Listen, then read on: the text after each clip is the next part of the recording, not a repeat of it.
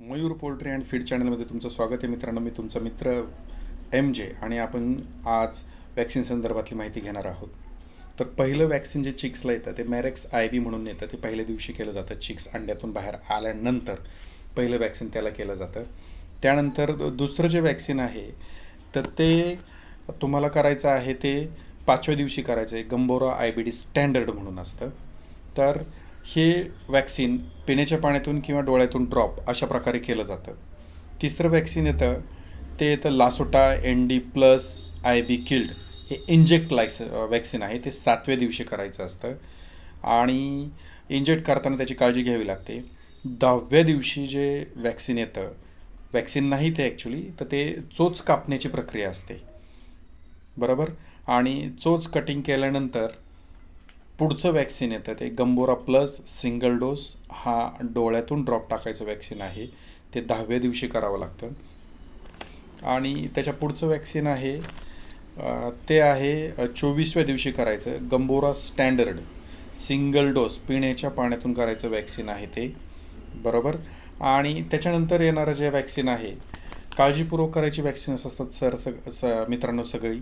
28व्या दिवशी करतात हे IB ची लस सिंगल डोस पिण्याच्या पाण्यातून करतात. ते 28व्या दिवशी करतात आणि काळजी घ्यावी लागते प्रत्येक वॅक्सिन करताना. 35व्या दिवशी करतात लासोटाचा सिंगल डोस पिण्याच्या पाण्यातून. लासोटा, गंबोरा लासोटा हे महत्त्वाचे वॅक्सिन्स आहेत. ते स्किप करून चालत नाहीत, बरोबर. त्याच्यानंतर पुढचं वॅक्सिन येणार आहे ते मित्रांनो तुम्ही पाहू शकता. मी तुम्हाला पूर्णपणे प्रयत्न करत आहे प्रत्येक माहिती देण्याची. पुढचं वॅक्सिन आहे ते 10व्या आठवड्यामध्ये. खूप महत्त्वाचं वॅक्सिन आहे मित्रांनो हे. R2B फाऊल फॉक्स हे, किंवा 4वे म्हणून पण त्याचं नाव आहे. ते पंखामध्ये इंजेक्ट केलं जातं. पंखाच्या बगलेमध्ये, पक्षाच्या बगलेमध्ये म्हणजे मांसपेशीमध्ये ते इंजेक्ट केलं जातं. आणि त्याच्या पुढचं वॅक्सिन नाही, पण ते चोच कापण्याची प्रक्रिया आहे की जेणेकरून चिक्सची चोच वाढते. ती चोच कट करावी लागते की जेणेकरून त्यांना फीड उचलताना सोपं व्हावं आणि चोच मारल्यानंतर जास्तीत जास्त फीड इंटेक त्यांना करता यावा, यासाठी चोच कापण्याची प्रक्रिया त्यांची करावी लागते. त्याच्यानंतर पुढचं वॅक्सिन असतं मित्रांनो 15व्या आठवड्यामध्ये डिवॉर्मिन. डिवॉर्मिन हे एक अशी प्रक्रिया आहे की पोट साफ करणे, जंताचं औषध दिलं जातं. त्याच्यामध्ये अल्बोमार किंवा हायटेक ही औषधं देऊन त्यांचं पोट साफ करण्याची प्रक्रिया, म्हणजे वर्म्स असतात. आता त्या संदर्भातला मी व्हिडिओ पुन्हा तुम्हाला नंतर बनवणारच आहे. तर ती पोट साफ करण्याची प्रक्रिया त्यांची 15व्या आठवड्यात पूर्ण करावी लागते की जेणेकरून त्यांना दिलं जाणारं प्रोटीन त्यांना पूर्ण युटिलाइज व्हावं. 16व्या आठवड्यात करण्याचा, म्हणजे उशिरा जे वॅक्सिन आहेत ते खूप खूप महत्त्वाचे असतात. हे जे वॅक्सिन आहे 16 आठवड्यात करण्याचं ते VVND प्लेन हे 0.5 या प्रमाणामध्ये इंजेक्ट करायचं वॅक्सिन आहे. पक्ष्यांना टोचतात, इंजेक्ट करतात. अशा प्रकारे ते पंखामध्ये, मांड्यामध्ये अशा प्रकारे हे वॅक्सिन गरजेचं आहे की जेणेकरून हे म्हणजे तो VVND म्हणून जो आजार येतो तो आजार येऊ नये म्हणून त्यांना ऑलरेडी सिक्युअर करण्यासाठीचं हे वॅक्सिन आहे, बरोबर. आणि त्या आजारामध्ये मॉर्टॅलिटीचं प्रमाण खूप असतं. ते होऊ नये. वॅक्सिन्स थोडे महाग असतात, पण करणं खूप गरजेचं असतं. वॅक्सिनच्या थोड्या रकमेपायी आपण खूप मोठं नुकसान पुढचं टाळू शकतो.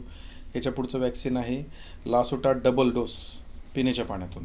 आता हा डबल डोस करायचा असतो कारण बॉडी वेट पक्ष्यांचं वाढलेलं असतं आणि बॉडी वेटप्रमाणे त्यांना डोस हा डबल डोस करावा लागतो. म्हणजे समजा 1000 पक्षी असेल 2000ची व्हाईल आणून अशा प्रमाणामध्ये त्यांना पिण्याच्या पाण्यातून ते लासोटाचं वॅक्सिन करावं लागतं.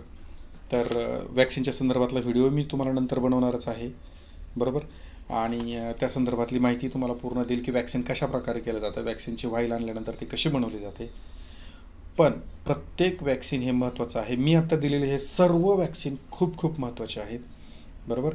याच्यानंतर आहे ना ॲडिशनल वॅक्सिन पण आहेत, पण ते म्हणजे परिसरानुसार कोण करतं कोण नाही करतं. काहीजण स्किप करतात, म्हणजे ते टाळतात ते वॅक्सिन करायचं. हां, पण तो आजार जर आला तर नुकसान हे भयंकर होतं, त्याला एक्सक्यूज नाही सर.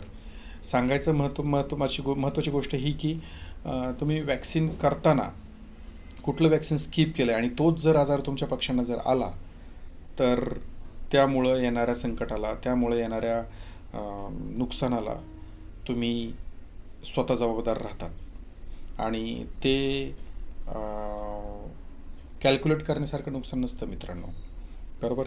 याच्या पुढचं वॅक्सिन आहे ते 17व्या आठवड्यात करण्याचं, एन डी किल्ड आय बी किल्ड, बरोबर. आता एन डी किल्ड म्हणजे मराठीमध्ये सांगायचं तर राणीखेत म्हणून एक आजार, तो मानमोडी म्हणतात त्याला, बरोबर. पक्षी म्हणजे आपला गावरान पक्षी असतो ना, त्याला मानमोडी, असे मान वाकडी करून पक्षी मरतो वगैरे आजार, तो मग एन डी असतो, एन डी आजार असतो. भयंकर प्रमाणात म्हणजे शेड टू शेड, म्हणजे जर तो इन्फेक्शन जर झालं तर नुकसान हे पूर्ण फार्मचं होतं.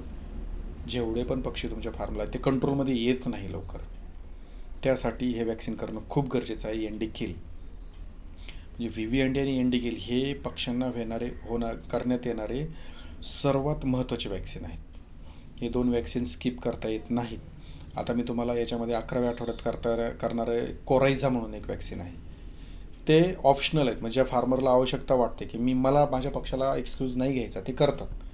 अजूनही 1-2 वॅक्सिन आहेत, ते स्किप केले तरी चालतात. ॲक्च्युली मी चालतात असं म्हणणार नाही, वॅक्सिन हे करायचेच असतात. आता हे मी माझ्या स्वतःच्या अनुभवाने माझ्या फार्मला केलेले वॅक्सिन्स आहेत, बरोबर. याच्या संदर्भातली माहिती आवडल्यास लाईक करा, सबस्क्राईब करा आणि कमेंट्स करा. धन्यवाद.